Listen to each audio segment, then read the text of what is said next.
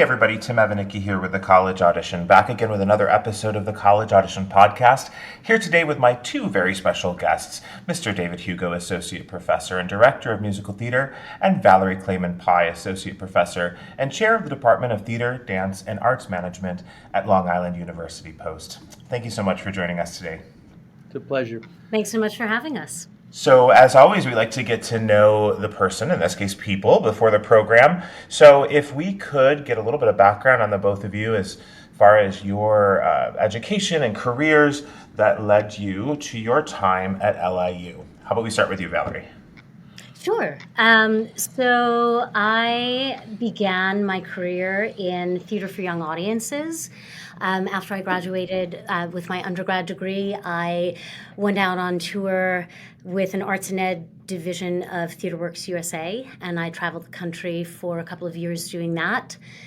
And then I was working a lot with new plays, mostly downtown in New York, with a collection of emerging directors and authors, playwrights rather, and actors, and we were investigating things like that. And in between, I was working, my survival job was working as a corporate spokesperson. So I did a lot of traveling and work with that.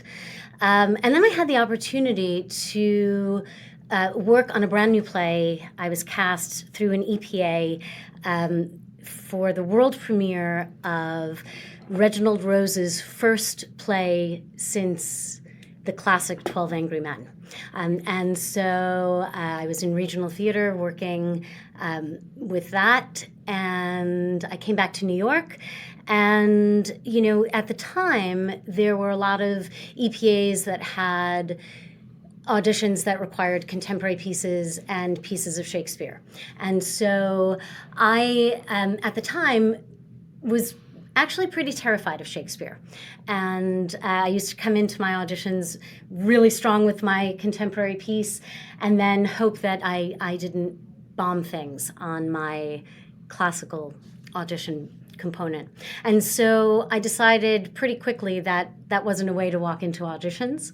And so I went to London and I trained at the London Academy of Music and Dramatic Arts, specifically in Shakespeare. And it was the year after Shakespeare's Globe had opened, and I went to see a production of Lucy Bailey's As You Like It, and literally had a thunderbolt moment. It was as if I tell my students it's like I was struck by lightning. I understood Shakespeare in a way that I never had before, and I was sure that that space could teach us how to perform Shakespeare. And so I came back to New York, and then I began focusing on Shakespeare. I did Shakespeare for a couple of years, and I knew at that time that I was really interested in, you know, figuring out what we could learn from the Globe. And word got around with some actors in New York who knew what my origin story was, right? That I was someone who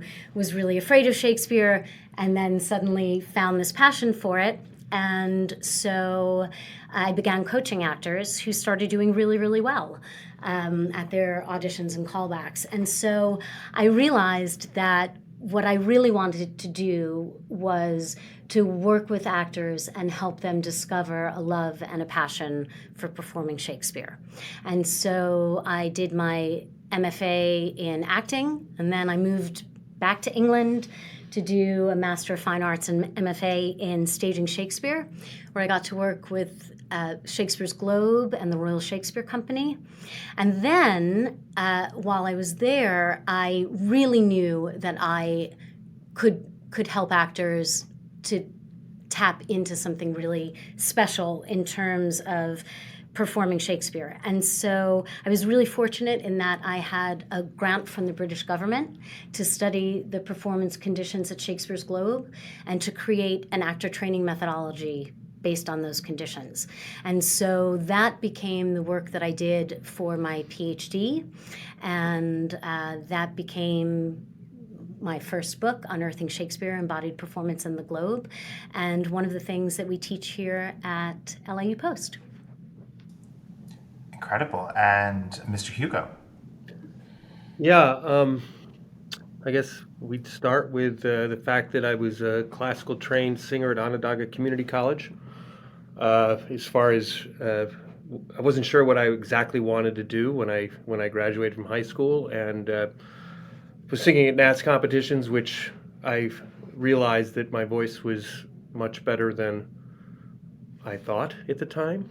That then ended up me being able to sing for Syracuse University, for actually Brent Wagner, who left and went over to Michigan on us just that year. He accepted me and then he left. So I never got to work with Brent, but I got to work at Syracuse for 4 years. And then I graduated, went to New York, did the TheaterWorks USA as well, actually, to get my equity card, which was great. I did a tour, and people thought I was crazy because I did a 6 month and then I did a 3 month, but I just loved doing performing, and it was nice to have my first equity contract so quick out of college. Which led to the next big thing was a couple regional shows. But then when I was at Cumberland County Playhouse in Tennessee, I got a call to fly back and do a final audition for Les Mis. It was like my sixth or seventh call, and I got it and found myself on the national tour. Uh, I did that for 2 years, left the national tour. That's when they closed the Broadway company and decided to recast. I auditioned for that, got that, became a swing. Then I swang that company, and then asked them if I could also swing the national tour. So I learned both companies, which is a little bit different. From there, I worked for a while, and then I got Jekyll and Hyde. I went out on the national tour of Jekyll and Hyde. It also did the readings of Sideshow, but my role was cut because there was a role called oh God, now I can't remember his name, but that's how important he was for the show, so he was I was cut. just going to say that, Right? yeah. So I missed out on that opportunity to originate that, but I did my career was a lot of Les Mis because after Jekyll I went right back to Les Mis. Because I was a swing, I was really needed. And then a little bit while into that, I got married and decided I wanted to have a family. And that's when I decided it was time to go back to school and get a master's. And the other thing that I'd always wanted to do was teach. And I came back to New York. I looked all over the place for a program that would fit me. I was really against the old learn the song as a monologue and then take the actions for it. And I just didn't think it worked for me at Syracuse so well. So that's how I kind of ran into Long Island University. It's strange that I actually got my master's here. I walked into the Suzuki training taught by a professor named Maria Porter and saw her using this. First, I saw Suzuki and went, "What the hell is that? That's just some weird, stomping and the shakuhachi and all that stuff." It didn't make any sense. It looked like some weird karate that I said could teach performance energy and could teach good physical bodies, but I didn't understand what it would teach other than that. But she had taken it, and you can see this in her book, what is it? Repurposing Suzuki. And she took that work and then created these physical compositions that she was doing Shakespeare and the Greeks with. And as soon as I saw that, these students using heightened text, using their physical bodies to find the action in the text, I was like, that's the training. That's different. And so I literally walked into our chair's room that day and said, "I'm in." And she looked at me like, "What?" I was like, "No, I'm coming to your college." And so I came back and studied here for 2 years. I was about ready to leave. And Maria looked at me and she goes, "Would you start a musical theater program?" And the rest is history as far as our program, which is, I think, 9 years old now. We only have 5 graduating classes and have had quite a success. If you look at the fact that if you look at Backstage, we're a top 30 program now. If you look at the number of students we have on Broadway, and national tours, I think we're kind of doing something right. And I think, to me, it's that training and a lot of the other things, and the wonderful professors that we're working with now. Yeah. So, David, you're the director of musical theater, but in what ways or in what classes do the students interact with you on a day-to-day basis?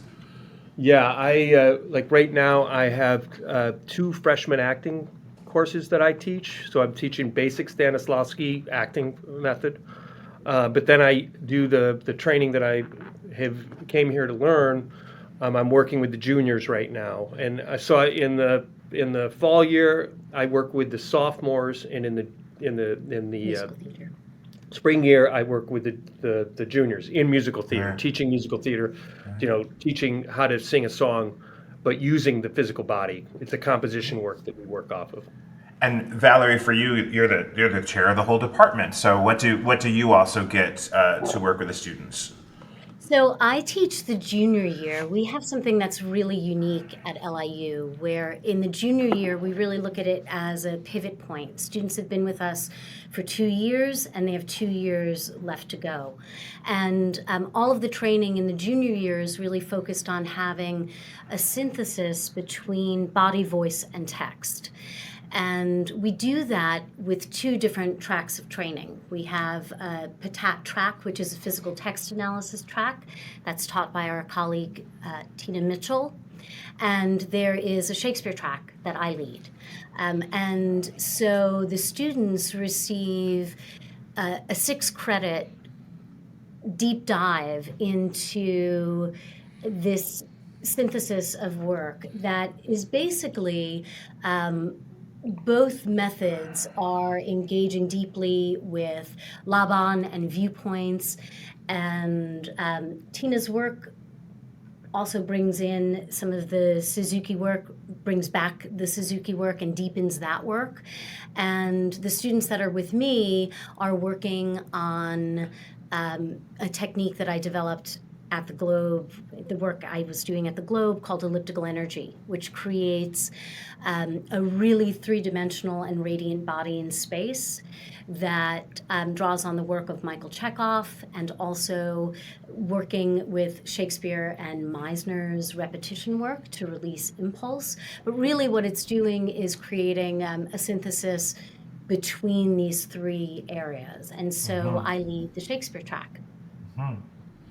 So we haven't mentioned the actual degree names yet. So what is the degree, or are the degrees that are available from LIU Post in theater and musical theater? We have a BFA in acting, a BFA in musical theater, and a BA in theater arts.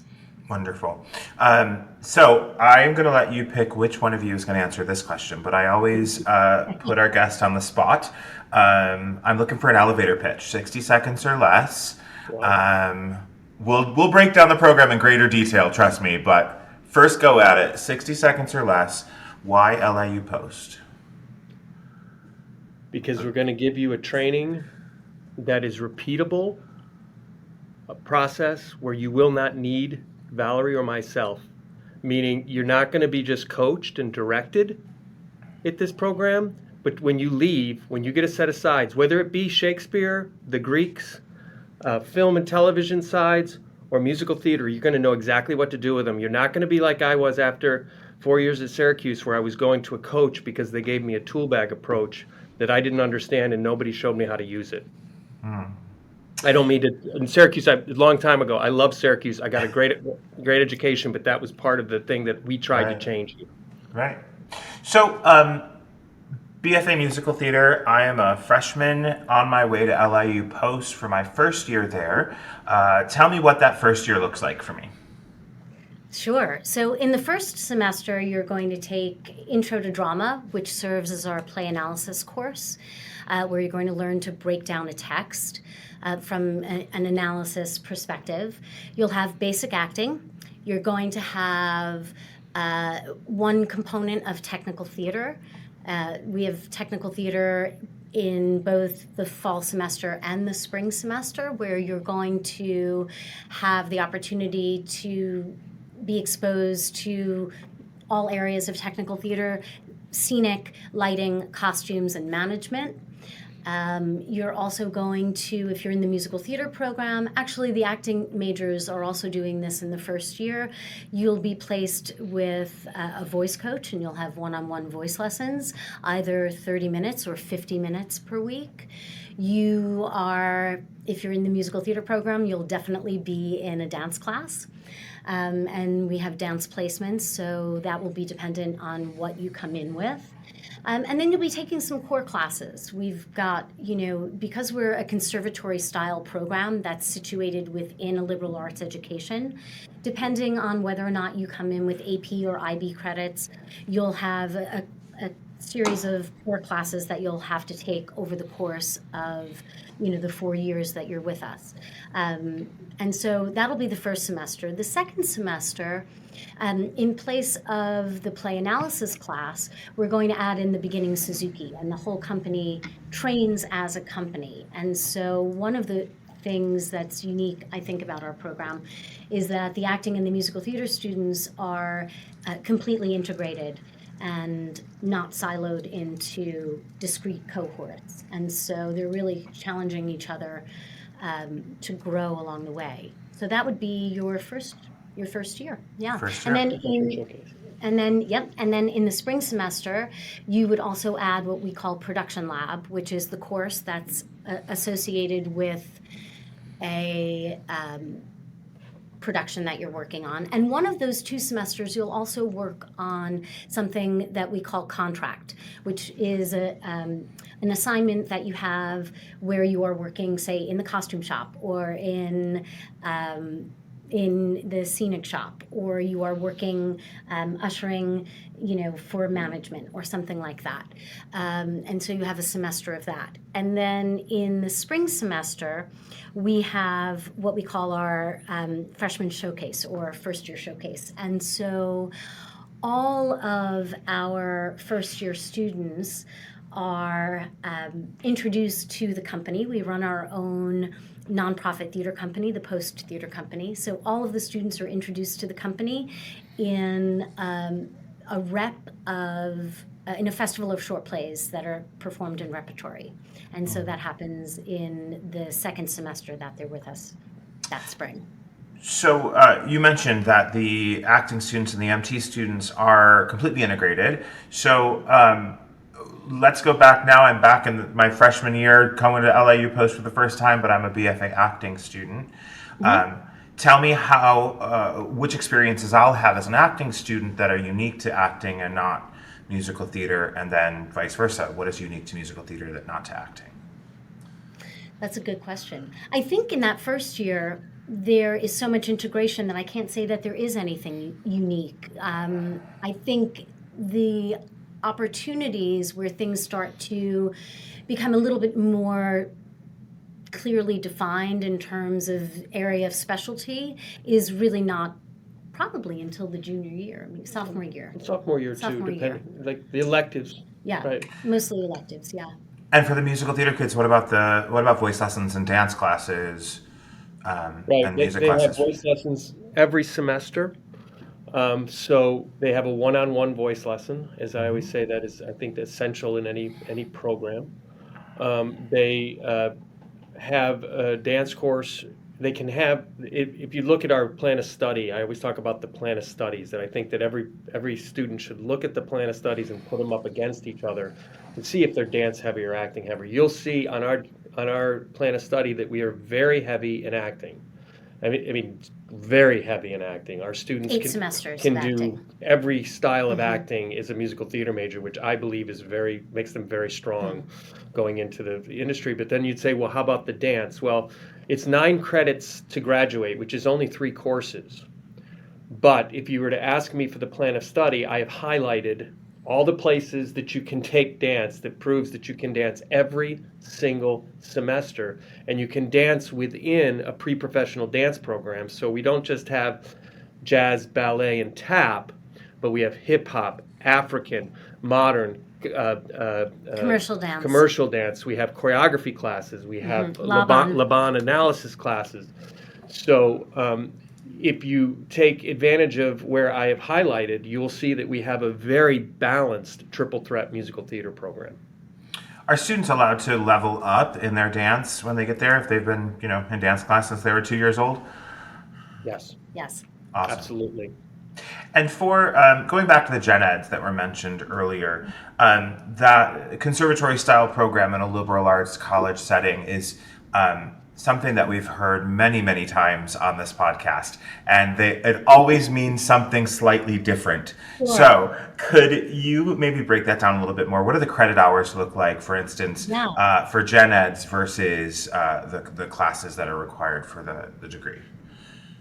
Well, the degree is 120 credits, and so 86 or 87 of those are in the major. Oh, that's a pretty high percentage, actually. That's awesome. Yeah, very high percentage. Well, And we is that- cheat a little bit. We cheat a little bit in that our history courses are writing intensive, so some of them can cover for English, right? For your literature courses and English courses. Great. Does that make Great. sense? Yeah, it does. And then for the acting, the BFA acting, is it also 120 Yes. credits? Great. Great. So you also had mentioned the nonprofit acting company on campus, and that's a great segue into performance opportunities for the students while they're there. So could you talk a little bit about the opportunities students will be able to have to get on stage during their 4 years? Yeah. Yeah. Why don't you do Maine and then I'll do the others. Okay, Yeah. yeah, that sounds good.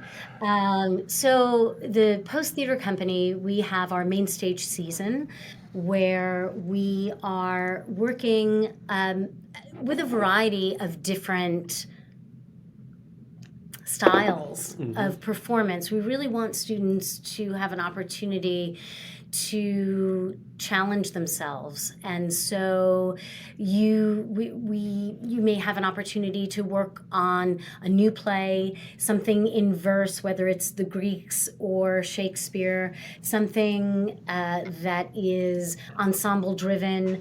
There might be a devised piece even. There are Musical. full-scale musicals, yes, full-scale musicals, as well as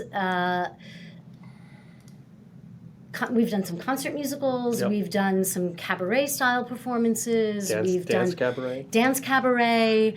We really try and each season make sure that we are programming things that offer students a variety of opportunities to stretch their muscles and see what they're really capable of, and also to think about how the training that they receive is applicable beyond the immediate genre that they think it is, right? So, for example, this semester we are doing, we have a one-act play that our students, one of our seniors is directing, and followed by Love's Labor's Lost, followed by Great Comet, followed by our freshman showcase, and then also followed by a dance concert. Yeah. So we produce a dance concert each semester. We produce a full-scale musical each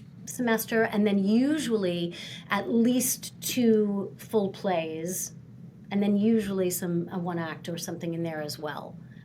And those main stage musicals like Comet are directed not by faculty members, because I think this really sets us apart in a lot of ways, but Yeah. by professional directors that we bring in. For example, our American Psycho last year was directed by the resident director of Anastasia, right? So, which is a great, I know you'll probably ask questions about a showcase, right? We're showcasing while they're here in that sense. The other thing that we talk about, because this is how we end up getting, I don't know how many performances in the course of a year, is we have A two lot. club programs, which is 3 actually. ESTA, the TYA, Yes. and the Broadway and Concerts.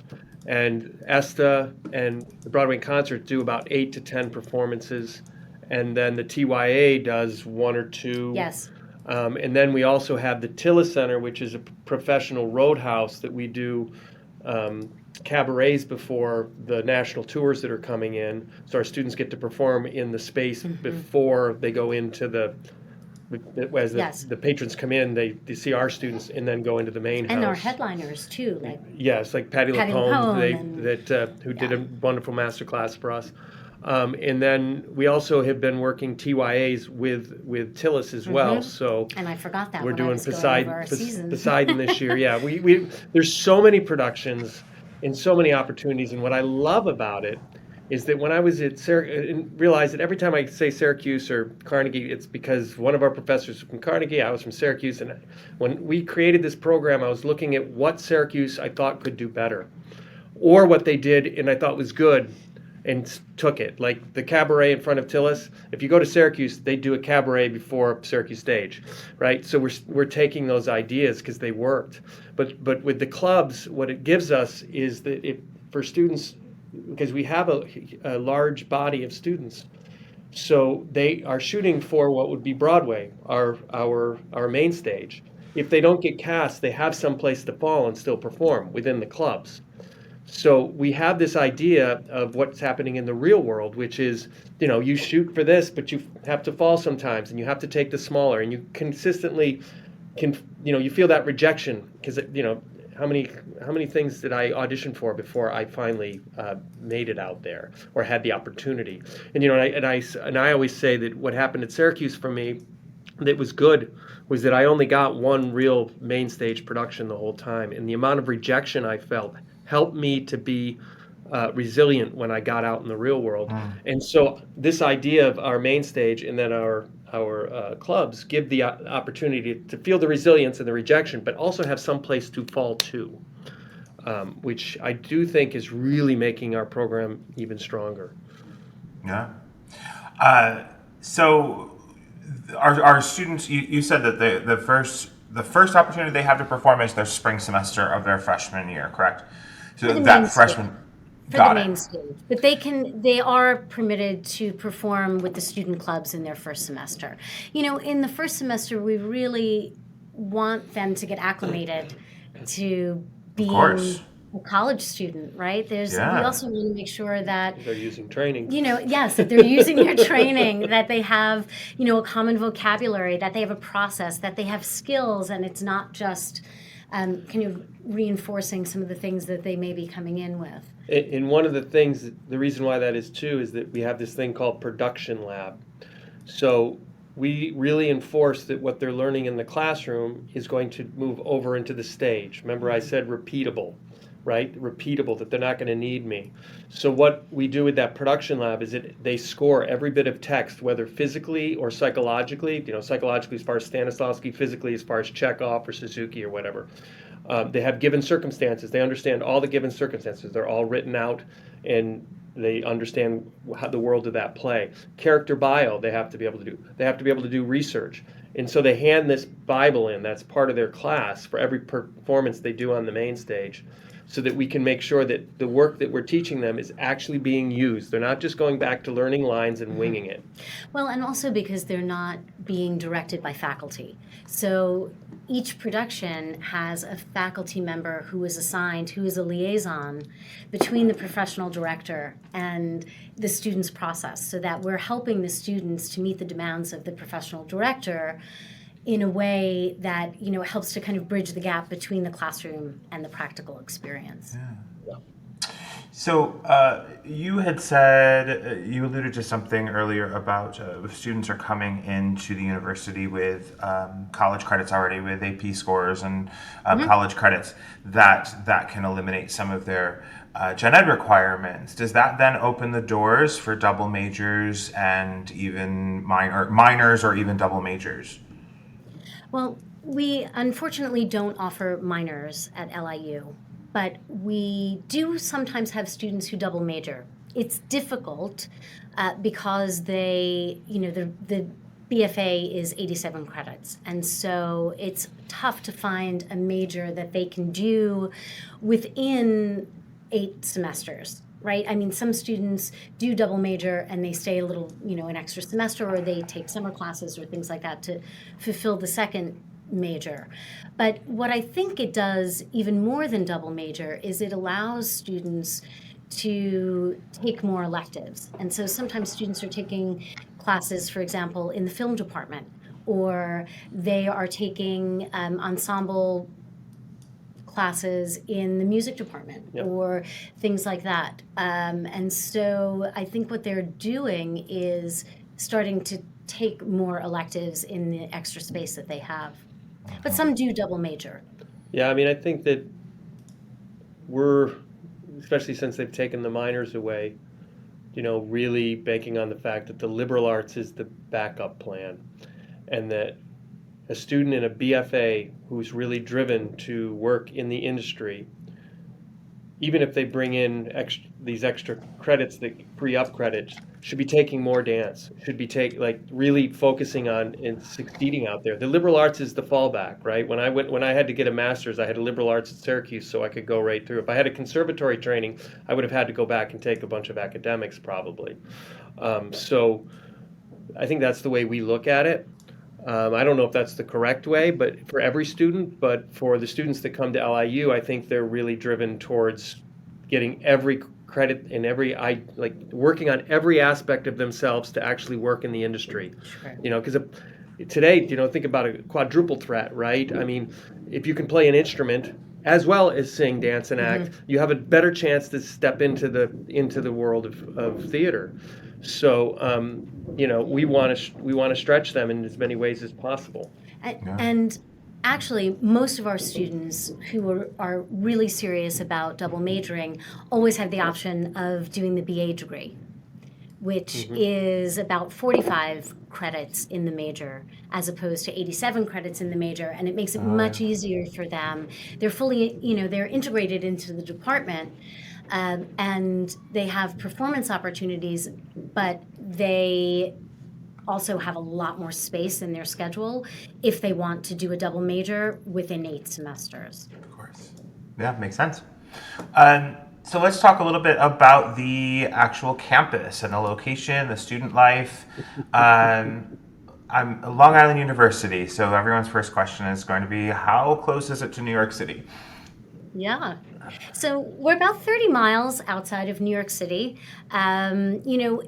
We think it's the best of both worlds because we are on your kind of quintessential, bucolic, 100+ acre closed college campus.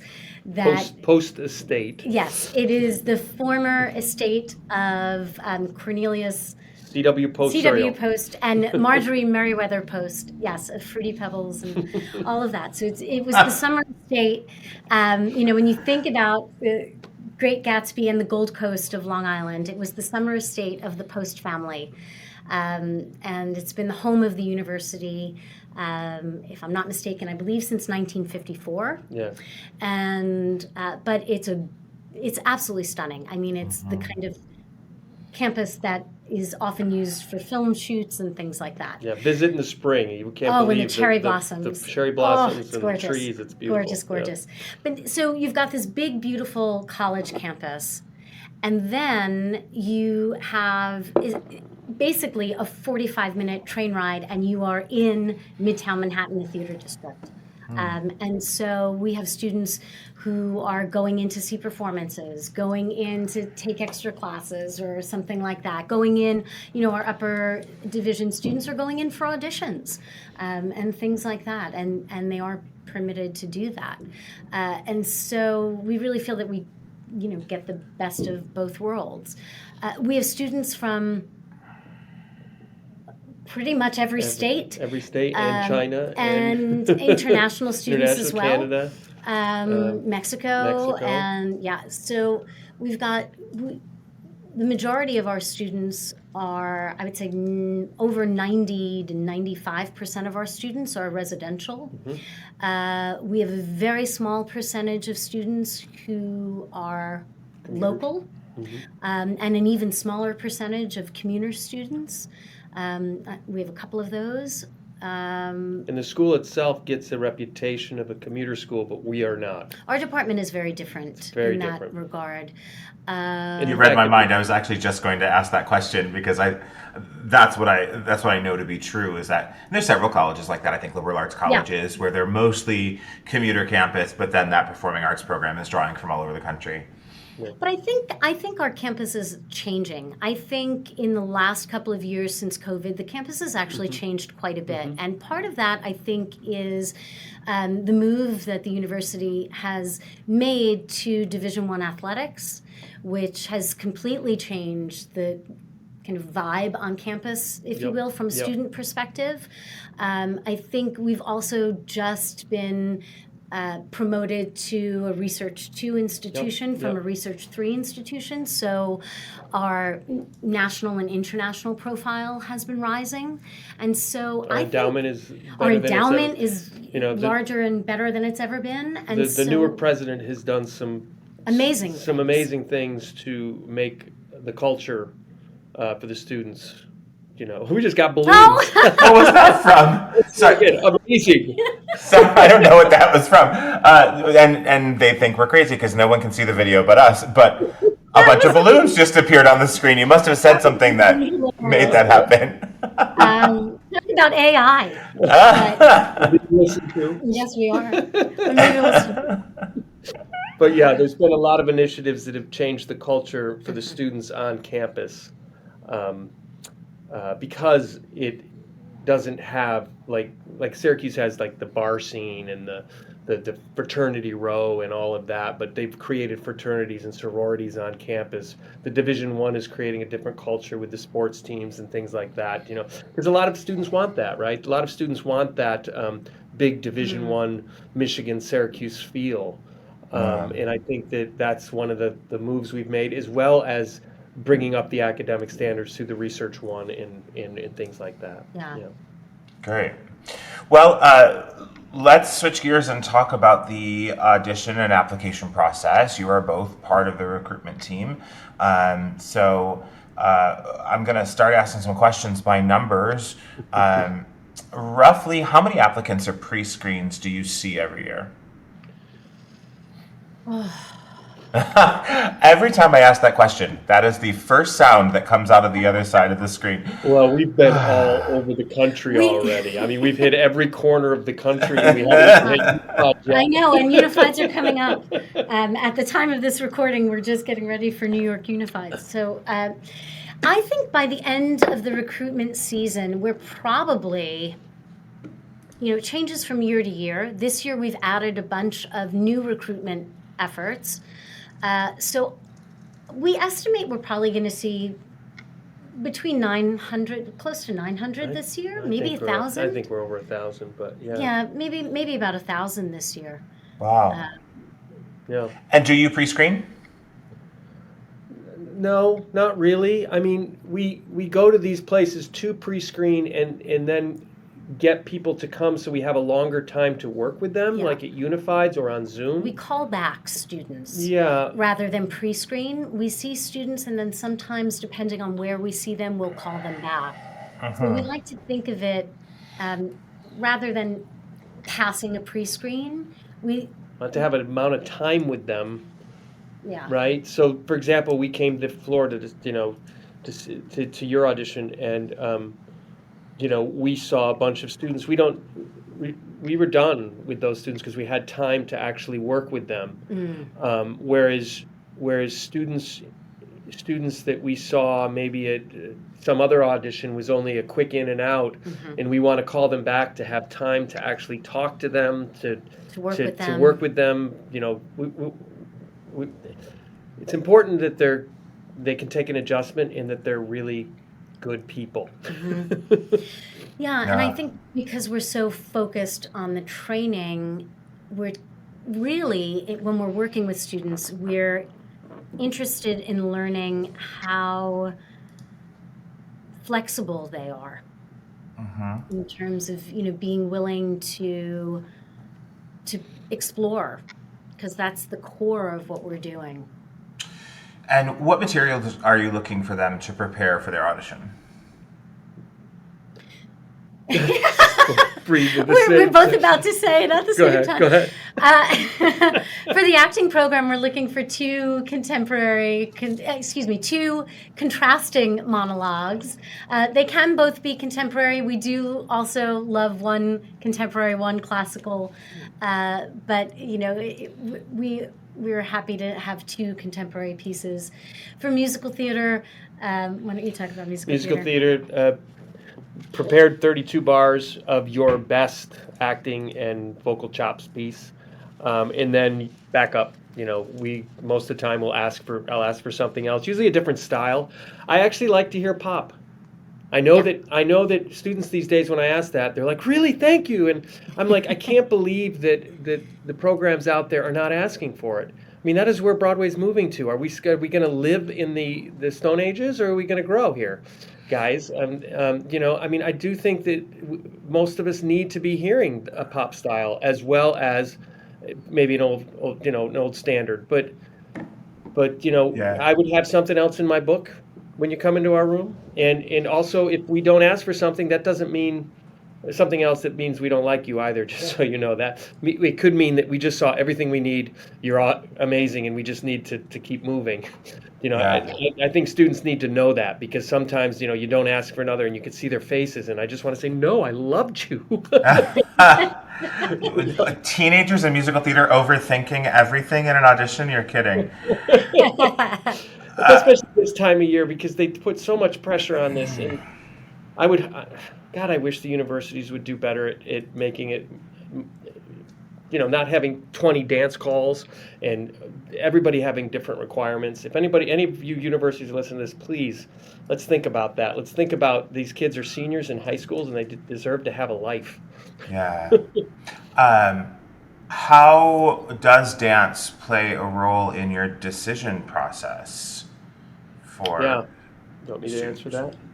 Yeah, it's for us, I think it's more of a scholarship rating, right? Okay. We rate them, we're going to look at them as 0, 1, 2, 3, and 3 being the highest. And we're going to be rated in acting, singing, and dancing. If it's 3s across the board, that's somebody we're going to be pushing for get money to, and see if we can get. But it's not a driving force, because we're not looking at them as just like, when you come to LIU, you're not looked at just musical theater. We want you to be thinking about film. We want you to be thinking about Shakespeare. We want you to be thinking about classical stage, like every style possible. I don't believe in the one-trick pony. I don't think it is the deal anymore. I think that if you can do Shakespeare and you have a great voice, my God, you are trained well to be a great actor, singer. And then the dance is the other component. We want you to become a triple threat, or at least a mover by the time you leave us. But where you break into the industry, we need to train you in all different areas. So dance, we don't hold as high as the acting and the singing as far as getting in, but we do look at it as far as scholarship. Right. Right. And so in the audition room, what is it that you're looking for that catches your eye, that gets that student to the next step with you? I'm going to say the first part. Yeah. Someone who's good, a nice person. Oh, a good person, not someone who's good talent-wise. A good person. No, I'm Got sorry. it. I was like, wow, blunt. Someone that we know when they enter the space is going to keep the space brave for the other students within the program, right? We are a strong believer, anti-bullying and everything. If we catch you bullying in our class, you're pulled out for an entire year of casting, right? So we're very strong about these things. The second, then is talent, right? But first and foremost, the brave space is going to nurture the whole program. One bad egg, one big ego, and it's over. So, I love giving an adjustment that doesn't seem like it fits at all, and seeing what your reaction to is. You give me a little hint of you don't know what you're talking about. Right? There's certain things that we do, even from what you're doing outside the room to how you come in, how you present yourself, all of that. And then there's talent. Do you want to talk about that part? Yeah, I mean, I think we're also looking for curiosity. right? A curiosity and a willingness to bring yourself into the space, which, Right. I think one of the big things that we haven't really had a chance to talk about this, but I think one of the big things for us is we really wholeheartedly believe that every actor is unique. We're not assembling a class according to type. We're not, trying to fill a quota of certain things, and because of that, we recognize and we acknowledge that everyone is bringing their own unique thing to the table. And how can we help you develop into the best version of yourself? We're not a break you down to build you up kind of program, right? We're more about helping you tap into the innate thing that makes you you. What is your voice? We're interested in developing, not just great performers, but great artists, great citizens who can participate and make work. Our favorite audition, at least mine, Yeah. at Florida Combines this year Oh, was this kid that came in. I can't remember his name right now. well, we won't say it on the podcast. Yeah, Well, we you would should say that. Yeah, I was ready to pause there, but okay, go ahead. He dared to go look at this video of this piece of choreography I did in tap with my hands that moved into dance, and we watched the whole thing, and we were like, holy crap, this is the kid I want. Yeah. This is the kid that probably has a chance to be a huge choreographer, Something that hasn't happened yet, right? Like, He's an artist. He's thinking outside the box. He's creative. He's daring enough to say, "Hey, can I show you something?" That I feel really confident about. That's great. the kid. Yeah, I always tell the students, and people who listen to this podcast have heard me say it a million times, but your talent gets your foot in the door. The thing that gets you in the program is showing them they can stand to be and want to be around you for the next 4 years. Well, that's the thing. It's 4 years, right? And so I think David and I are really transparent, and I think students get a good sense of who we are in the space. And we're really interested in finding out who they are as well, because it's got to be a mutual fit, right? It's a relationship, and there are a lot of great programs, and there are a lot of there's a lot of solid training out there. But and I've seen over and over again in our classes, the kid that came in that had no training whatsoever end up being the top kid and the kid that's working in the industry right now. We have a student that has done King Kong, and then went on to dance at the Met, and has done a few different things, and he had never had an acting or singing lesson a day in his life. But he worked his butt off. Yeah. And that's how he got there. So, great. Yeah. yeah. Those are the So, if students want to find out more about the program, or if parents want to find out more about the program, what's the best way to go about getting in touch with you? I think the best way to learn about us would be we have a new website, posttheatercompany.org. made by one of our students. Yes. Wow. And so that gives you a good sense of where we are, like who our faculty are, what they've done, what they're doing, what the program is like. What our alumni are doing. What our alumni are doing. I also think a really great thing that I've been recommending to a lot of prospective students is to check out our Post Theater Company Instagram, which is also primarily run by our students.